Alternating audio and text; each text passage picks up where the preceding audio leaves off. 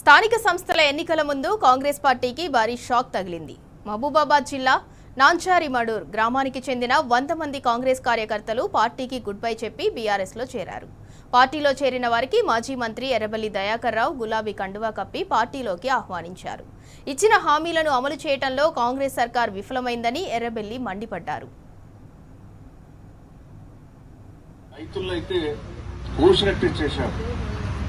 అందరం కూడా ఆలోచించుకోవాలి. రైతు బంధు 2 సార్లు ఎక్కువచ్చింది.